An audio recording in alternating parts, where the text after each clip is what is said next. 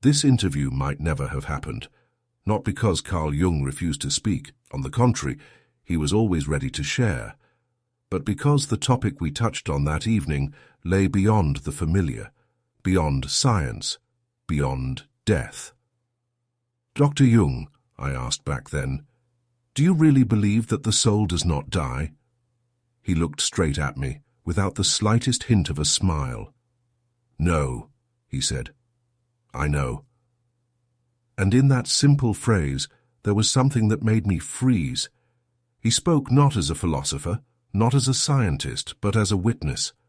For many years, Jung studied not only the psyche of the living person, but also the boundaries that begin where breath ends. He wasn't interested in the superficial. He dug deeper, into archetypes, into dreams, into myths, and at the very moment when medicine places a period, he searched for a continuation. Death is not the end, he said. It's a change of scenery. As if you walked off the stage, but the performance didn't end. It's just that the stage is different now, and the role, another. I expected abstractions, but he spoke with complete clarity. The soul, he paused, it doesn't belong to the body. It uses the body like a driver uses a car. As long as it moves, it's here. When the car breaks down, it gets out and goes further. I tried not to breathe, afraid to disrupt the rhythm of this revelation. We live as if everything that happens to us is all that exists, but beyond ordinary perception, there are other layers. They emerge in dreams, in insights, in those moments when a person steps across the boundary and suddenly returns. You're talking about clinical death, I clarified. Not only, Jung leaned forward. I'm talking about those who experienced the passage, who, like me, were there. I knew that Jung had once been in a state close to death, in 1944. He described visions, the earth from afar, an ancient temple, a strange feeling of release. What did you see there? I asked. Not what, he replied, but whom. I didn't understand. There were no bodies, no words, only presence, light, consciousness. But not in the form we're used to. It's hard to explain. I felt, not saw. I knew, without thinking. There was no time, no I, but there was everything, and that everything was love. He fell silent, and I didn't know what to say. Returning was painful, he admitted, because I realized here is illusion, and there is essence. Then why did you come back? Because I had to. Something was left unsaid, unfinished. We do not leave until we complete it. He leaned back and closed his eyes. His face was illuminated by the soft light of the lamp. The soul returns, he said. Sometimes in a new body, sometimes in a form familiar to loved ones, but always with a mission. You believe in reincarnation? I believe in memory and in repetition. We come back until we remember who we are. Jung didn't say this with fanatical conviction. He wasn't trying to convince, he simply knew. Everything we experience here is a school, a lesson, not the final truth. The soul comes to learn, to understand what it means, to be human, to feel joy and pain, to lose, to hope, to build, and to destroy. Only by living through all of this does it begin to grow.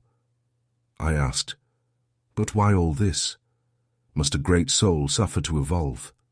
He opened his eyes and said, a great soul doesn't suffer, it observes.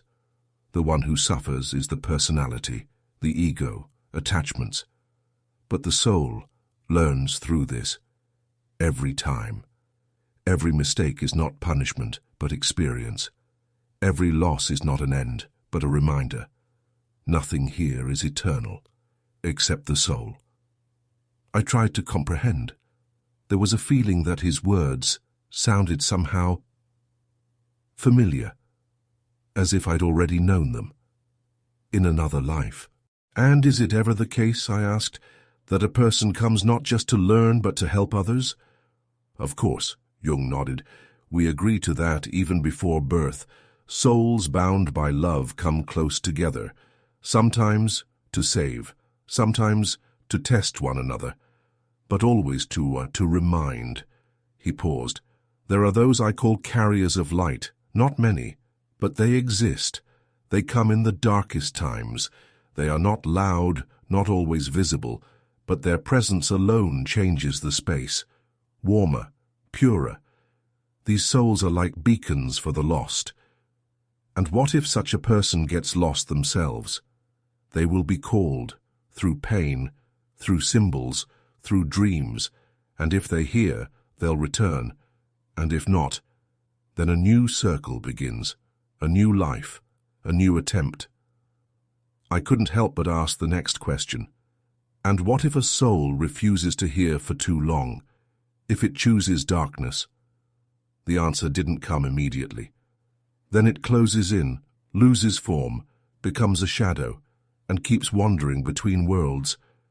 These souls often stay near the living, not as ghosts, but as unfinished stories. They're drawn to those who can help. But they don't ask directly, they whisper. And how do you help them?" Jung answered simply, "With memory, with forgiveness, with light. Not with pity, but with love, pure, warm, unconditional. Even a silent thought, 'I forgive you,' can become a path home for such a soul." He looked out the window. "People fear death because they don't know what it is. But it is not an enemy. It is a door. It comes not to take, but to return, not to destroy, but to awaken." He fell silent, and I understood. This wasn't an interview. This was a meeting, with something greater, with something I had always felt but was afraid to admit. "You said, death is a door. What lies beyond it?" Jung was silent for a long time, then said, "First, silence, then light, then yourself, your true self, without fear, without past, without future, only presence, only being. There you meet those you loved, but not in bodies, in feelings, in memory, in vibration." "And is it possible to reach that place while still alive?" He nodded. "It is, but only briefly, through music, through tears, through deep sleep, through silence, when you stop being someone and simply become. In those moments you touch the other and realize you are not alone, never were." "Have you been there?" I blurted out. "Truly." Jung looked directly at me, calmly, without any desire to convince. "I was on the border, in 44. I was ill, severely, between life and death. That's when I saw something that cannot be described by logic, only by feeling. First, emptiness, without time, without thoughts. Then, light, soft, not blinding but all-encompassing. And the sensation that everything I had considered myself was only a part, a mask, and the true self was waiting for me on the other side. And you returned. I didn't choose to. I was brought back. I still had a task. I had to speak, to write, to remember, and to remind others." He said it without pride, more like someone who had accepted a mission.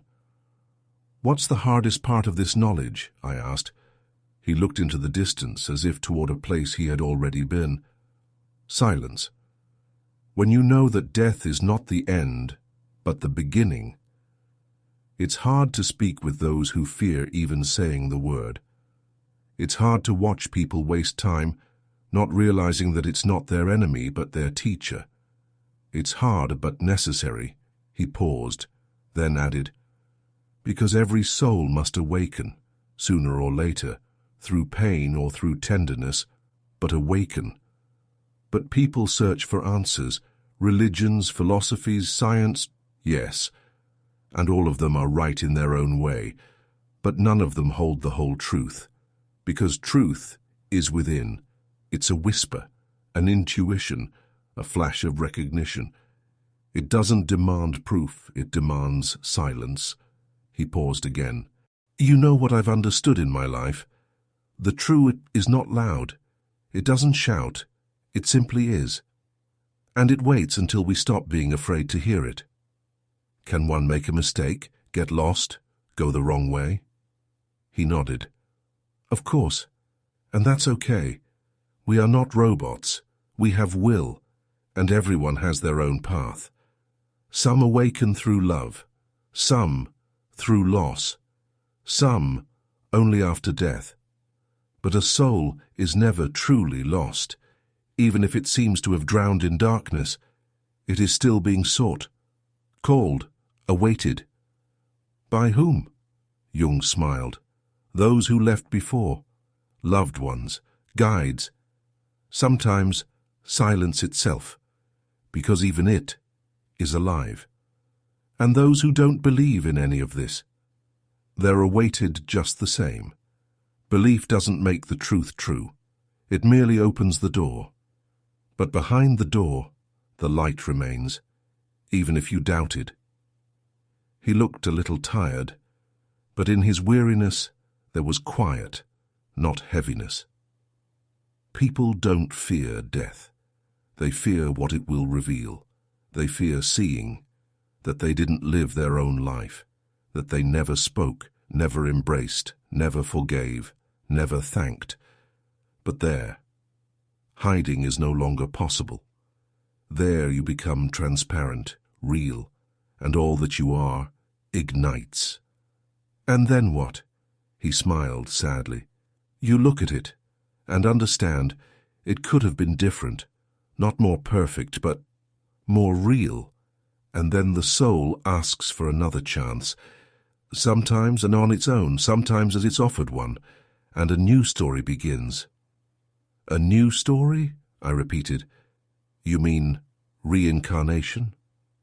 Jung nodded, without sensation, without pathos, as if it were a long-known fact, just one that people prefer not to talk about aloud. We come back, not because someone forces us, but because the soul wants to. It wants to understand, to complete, to forgive, to make right. Sometimes just to breathe, to look at the sky, to love. Why do we forget the past? Because otherwise it's impossible to learn anew. You can't be free if you're carrying all your old fears, guilt, and grudges on your shoulders. Forgetting is a grace. It's like a clean canvas, but sometimes traces remain, dreams, premonitions, unexplainable bonds with certain people, and then memory seeps through. He fell silent, as if recalling something. There are souls, he said a minute later, that return not just for themselves. They have a calling. They are born into families where someone needs to be awakened, or into times that need light to be rekindled. You don't recognize them by words, but by eyes, by silence. They seem older than their body, deeper than their biography. I felt a chill down my spine, as if someone was looking straight through me. And is there anyone who never returns? Yes, Jung answered quietly, but it's not a reward. It's just the end of a cycle. You've completed everything, forgiven everyone, understood. And then, it's not death. It's merging with the source. Not disappearance, but returning home in the fullest sense. And is that the end? Or the beginning? Just no longer in form, without names, without time, without I, only light, only us. And what about those who lived poorly, who did evil? Jung sighed. But not in judgment. In that sigh was pain for those who torment themselves. Their path is longer. They get stuck, repeat, sometimes for centuries. But there is still a spark in them, always. Even in the darkest place, light remains. The only question is time, and the desire to awaken. What if they don't want to? Then the sleep continues, bitter, restless, until pain becomes a question, until the soul says, "Enough, I want something different." And that's when the journey begins. He looked directly at me. You see, it all comes down to one thing.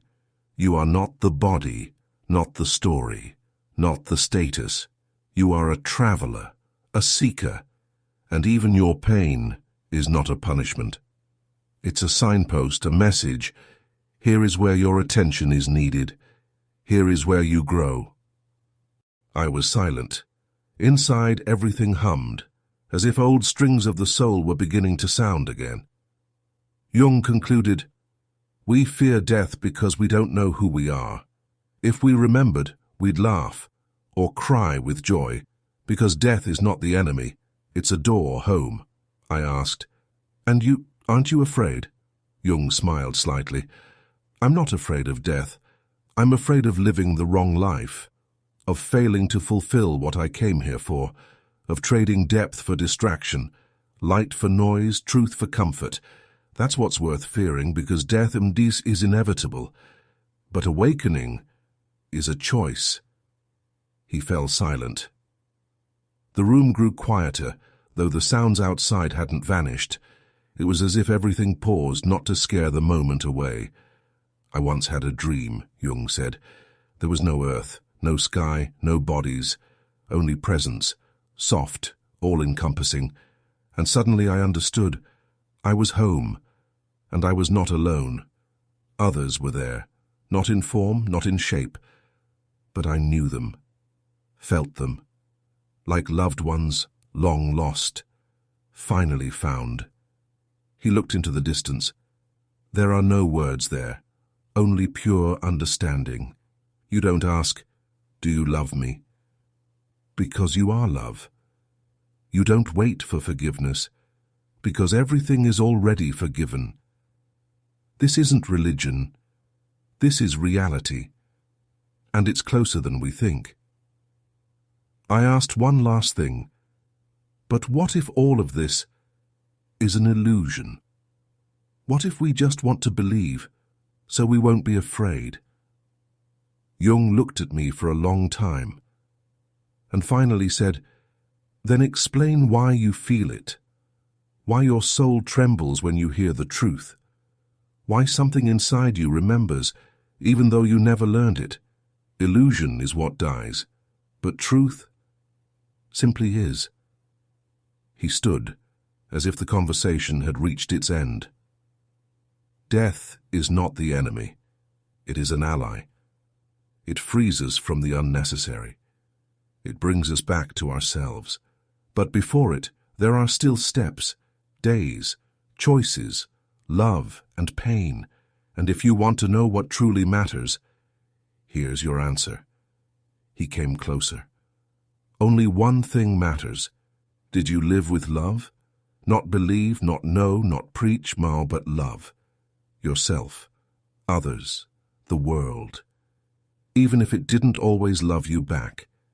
He reached out his hand. And when you one day pass over, don't be afraid. Just say, "I'm coming home," and they will open the door for you. We were silent, and in that silence there was more meaning than in 1,000 words. Suddenly, I understood. It doesn't matter who you are, where you are, how old you are, or what you've done. What matters is who you've become. Outside, the rain fell, quiet, like a reminder. Everything passes, but some things remain. And if you've read this far, maybe you already feel it. Something ancient, true. The thing that doesn't end with death, because the soul doesn't die. It goes back to where it came from, home. If this story made you reflect, leave a like. If you felt something stir, share it in the comments. And if you want to hear more, subscribe. There are many more stories ahead that won't let you sleep at night. Remember, fear dies where knowledge is born.